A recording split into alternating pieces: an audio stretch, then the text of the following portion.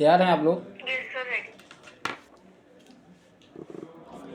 Sir, the Honorable Minister has said that because this bill is of a complicated nature, he has come forward with this measure to extend the blanket cover that is to be given by another 1 year.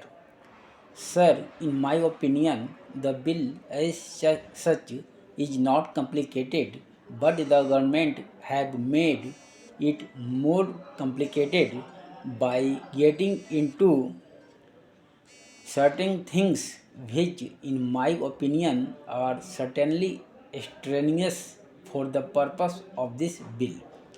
Sir, in the course of 1 year, this bill has come up before this House 3 times. This is the third time that this bill is coming up before the House. The parent bill was introduced in December 1983, and in less than 1 year, two amending bills were being moved before us. Even at the time when the parent bill was moved, it was suggested by several members both on this side as well as on the other side of the House that it is safe to enumerate in the bill itself by attaching a schedule to is to specify clearly provisions as to what would amount to an office of profit and what would not amount to an office of profit. It was then stated by the then honorable mover of this bill that it was not necessary to attach any schedule to the bill and that the bill by itself as moved was comprehensive enough. Then, sir, certain difficulties were felt, and various members of this house, as well as of the other house, had addressed the Honorable Law Minister, then asking him whether their remaining in a particular committee would amount to an office of profit or not. Probably looking at the numerous letters that had been addressed to the Honorable Law Minister, he was in a dilemma as to what to do.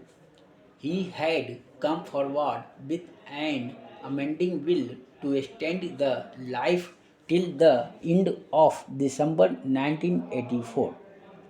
A committee was constituted to advise the Honorable Law Minister as to which offices would amount to offices of profit and which offices would not amount to offices of profit. Sir, I am told by one or two members who had served in that advisory committee that only once, only during this session, they were summoned to meet.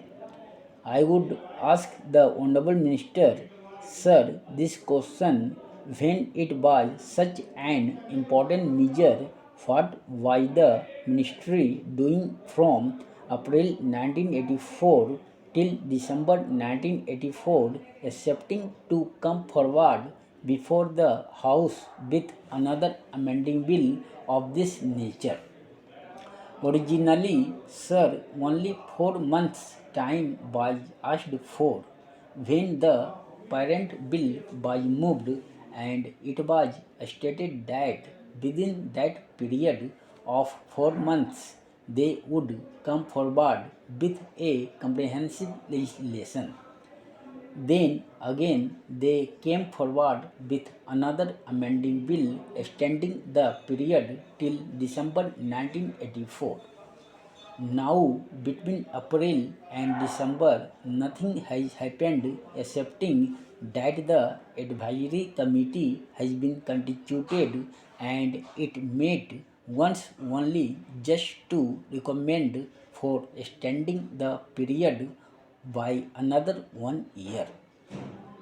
Sir, nobody in both the houses would oppose this measure, but they can only criticize the way in which the government is dealing with this measure, the way in which the government is sleeping over the matter, a matter which affects the very life of a member of parliament, not only a member of parliament but also a member of the state legislature. As the Honorable the Law Minister has pointed out, Article 102 of our Constitution does not define what is an office of profit except to say that a ministership or a deputy ministership or even a parliamentary secretaryship, and by a later amendment even a whip of the Congress party would not amount to an office of profit. Only a few instances are specified as to which offices would not amount to an office of profit.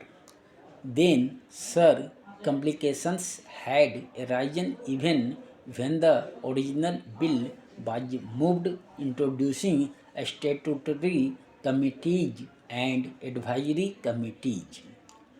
What a, आपकी आवाज आ रही है। Sir hello. हाँ hello.